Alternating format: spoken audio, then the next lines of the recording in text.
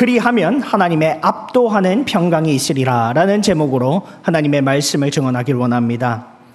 최근 영어권 MZ세대 사이에서 이 슈렉킹이라는 독특한 연애 트렌드가 확산되고 있습니다. 이 슈렉킹이라는 말은 2001년 개봉한 이 애니메이션 영화 슈렉에서 유래한 신조어입니다. 영화 속 피오나 공주는 잘생기고 화려한 왕자가 아닌 평범하고 투박한 이 외모의 슈렉과 사랑에 빠지게 됩니다. 그런데 놀랍게도 그녀는 그 사랑 안에서 진정한 행복과 참된 평안을 얻게 됩니다. 이런 내용에서 착안해서 겉모습보다는 진심과 또 편안함을 중시하는 연애 방식이 있는데 이 연애 방식을 가리켜서 슈렉킹이라고 부르는 것입니다. 언뜻 보면 외모보다 마음을 보겠다라는 그런 의미처럼 들리지만 사실은 그 안에는 큰 기대를 하지 않아야 내가 덜 상처받는다라는 그런 두려움과 불안한 마음이 숨어 있습니다. 즉 현대인들은 사랑하고 싶지만 상처받을까 봐 이 사랑을 줄이고 또 희망을 가지고 싶지만 실망할까 봐 희망을 줄이는 쪽을 택하는 것입니다.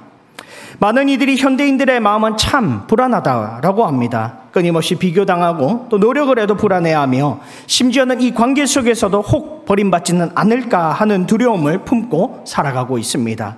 그러한 점에서 이 슈렉킹 현상은 단순한 이 연애 이야기라기보다는 불안한 시대를 살아가는 그 현대인들의 심리적인 자화상이라 할 수가 있는 것이지요.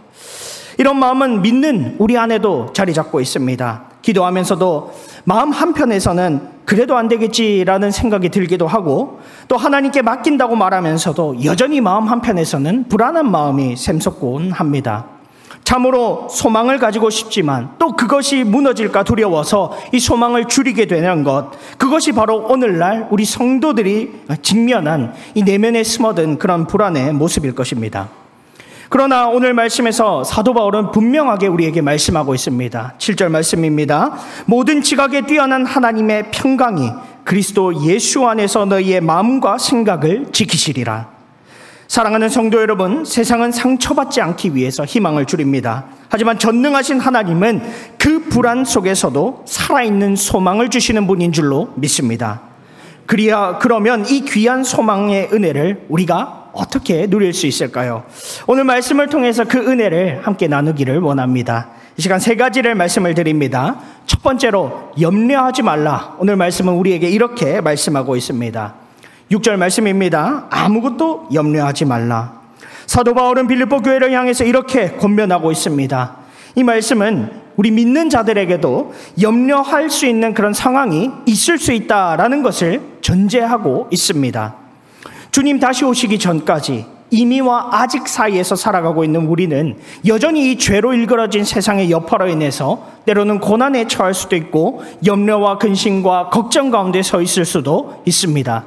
하지만 오늘 말씀은 비록 그런 상황에 처하게 될지라도 우리는 절대로 염려해서는 안 된다라고 우리에게 강력하게 말씀하고 있습니다. 특별히 염려하지 말라, 이 오늘의 말씀은 명령조로 기록이 되어 있습니다. 염려의 감정이 들 때에 의지적으로 정신을 차리고 그 염려의 자리에서 의지적으로 즉각적으로 빠져나와야 한다라는 말씀입니다. 마태복음 6장 27절 말씀에서 예수님은 너희 중에 누가 염려함으로 그 키를 한 자라도 더할 수 있겠느냐라고 말씀하셨습니다. 우리가 염려하는 이유는 거의 대부분 그것이 우리 통제 밖에 있기 때문입니다. 내가 통제할 수 없고 내 힘으로 할 수 없으니 그저 그 문제 앞에서 발만 동동 굴리며 염려할 수밖에 없는 것입니다. 하지만 우리 주님께서 말씀하십니다. 우리가 염려하는 그 모든 것을 너희 하나님 아버지께서 책임져 주실 것이니 그러므로 너희는 염려하지 말고 오직 그의 나라와 그의 의를 구하라. 이렇게 말씀하십니다. 세계적인 베스트셀러 생각 중독의 저자 닉 트렌턴은 우리가 불안에 빠졌을 때 의지적으로 그것으로부터 벗어나기를 힘써야 한다라고 말한 바 있습니다.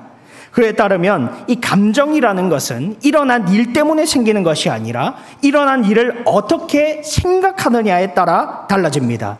그렇기 때문에 의지적으로 우리가 의식을 바꾸고 상황을 긍정적으로 우리가 재해석하고 적극적으로 그 상황 속에서 내가 할 수 있는 최선을 다해야 한다는 것이죠. 그렇게 하면 나를 괴롭히는 그 여러 가지 불안과 또 그 스트레스 요인들로부터 어느 정도 자유할 수 있다라고 합니다.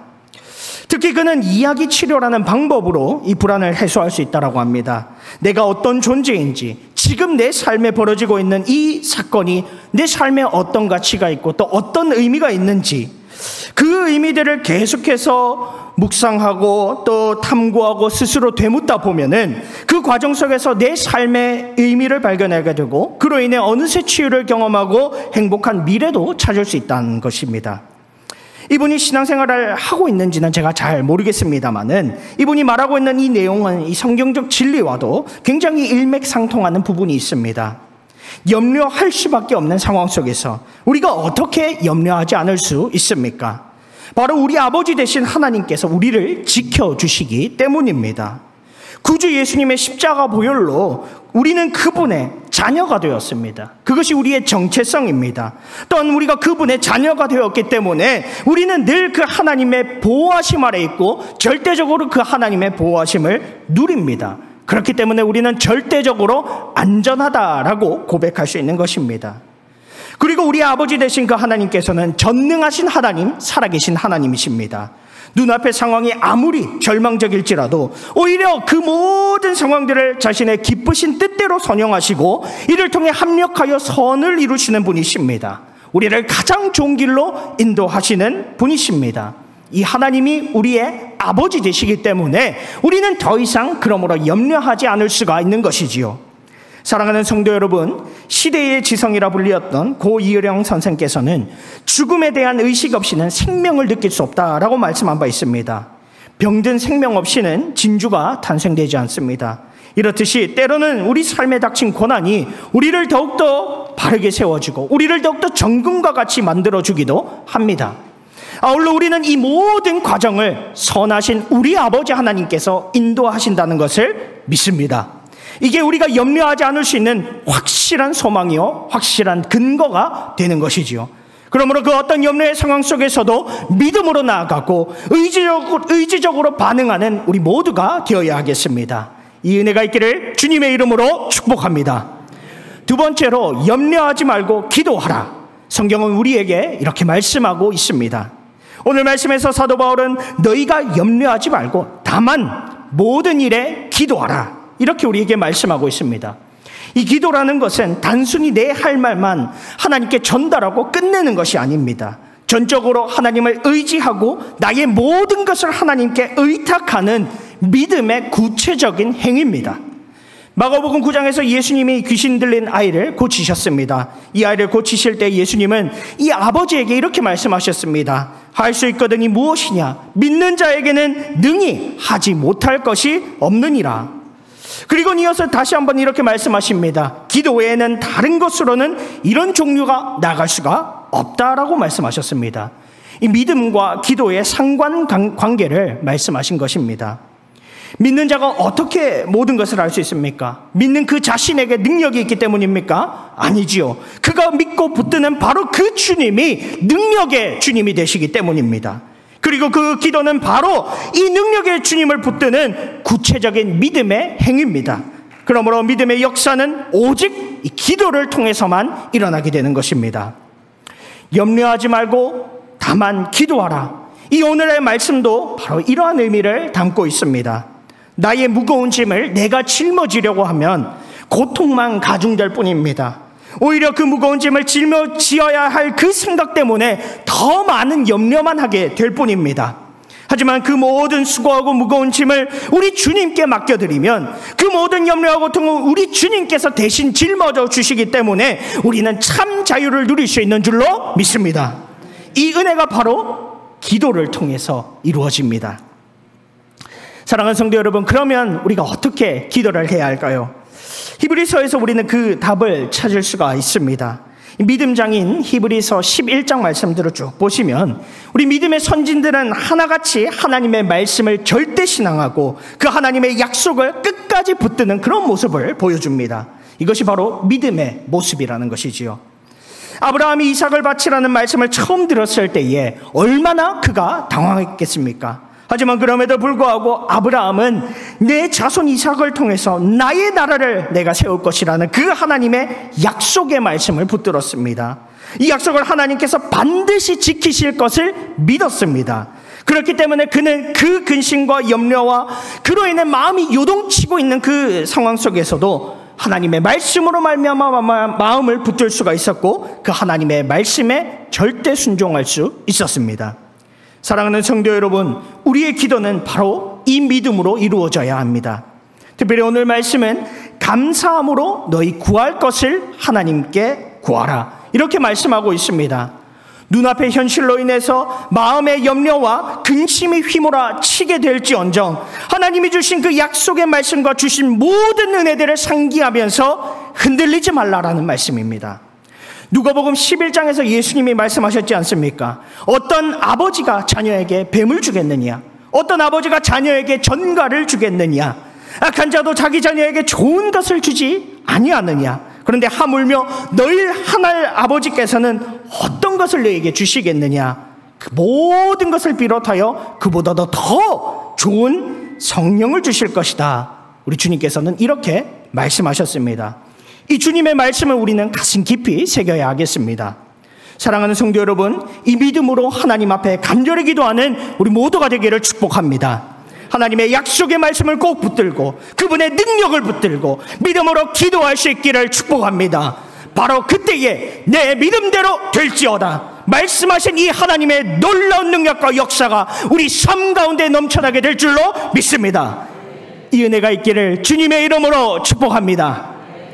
마지막으로 오늘 말씀은 염려하지 말고 다만 기도하라, 그리하면 하나님의 압도하는 평강이 있으리라, 이렇게 우리에게 말씀하고 있습니다.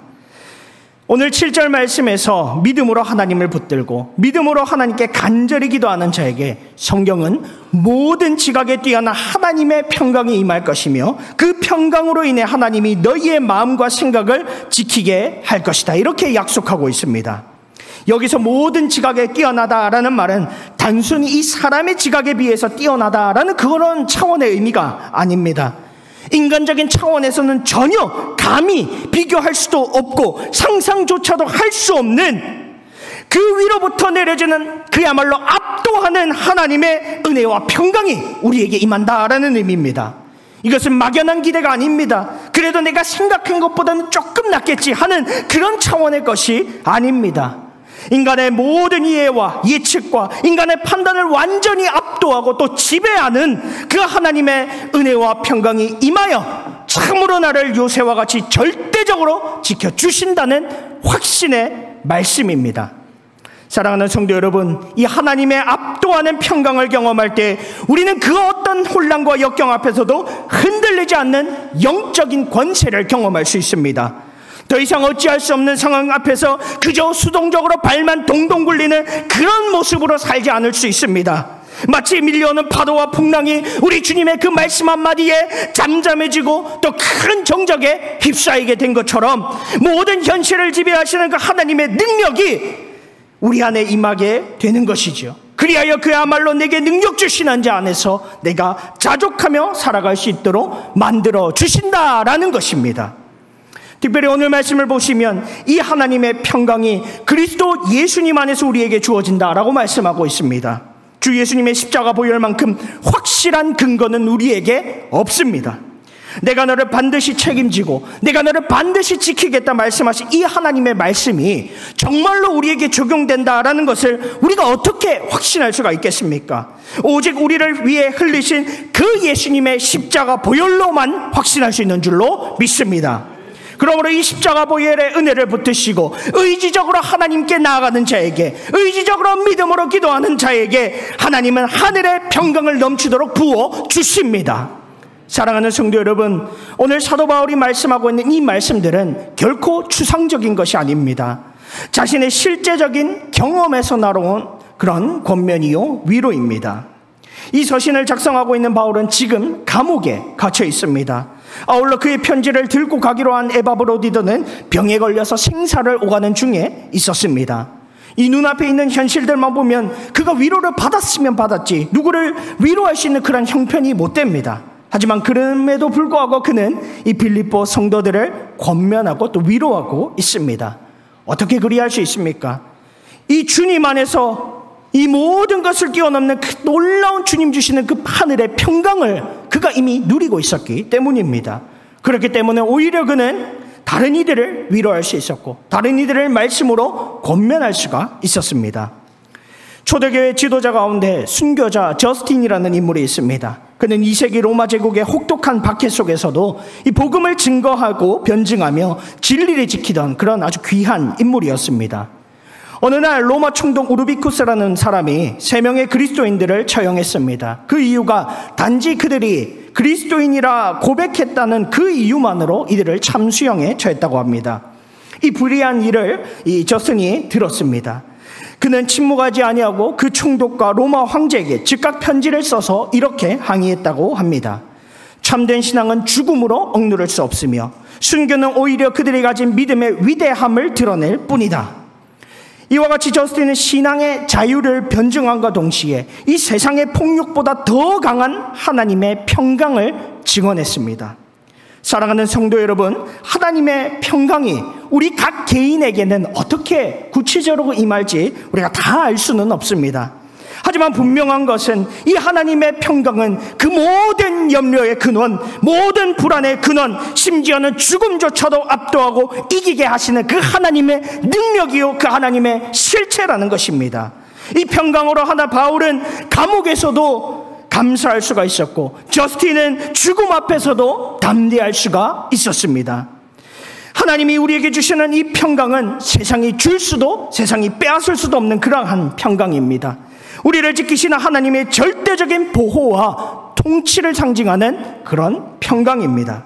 그러므로 그 어떤 상황 속에서도 여러분 염려하지 마시기 바랍니다. 비록 지금 우리 삶에 바람잘 날이 없고 근심과 염려가 파도처럼 밀려온다 할지라도 오직 믿음으로 기도하며 나아가시기를 바랍니다. 그리하면 반드시 모든 지각을 초월하는 이 하나님의 압도적인 평강이 우리를 주 예수님 안에서 지켜주시리라 믿습니다. 이 은혜가 있기를 주님의 이름으로 축복합니다. 말씀을 믿습니다. 사랑하는 성도 여러분, 세상 사람들은 슈레킹처럼 상처받지 않기 위해서 기대를 줄입니다. 불안하지 않기 위해서 마음의 문을 닫고 살아갑니다. 하지만 우리는 그렇게 해서는 안 됩니다. 우리가 믿는 하나님은 우리에게 더 깊은 사랑으로 다가오시는 분이십니다. 불안한 우리에게 모든 지각을 초월하는 그 하늘에 넘치는 평강을 부어주시는 분이십니다. 그러니 오늘 말씀 붙드시고 두려워하지 마시기 바랍니다. 하나님께 모든 염려 맡기시고 오직 믿음으로 기도할 수 있기를 축복합니다. 이 믿음으로 이번 한 주 하나님의 그 압도하는 평강으로 충만하시기를 주님의 이름으로 축복합니다.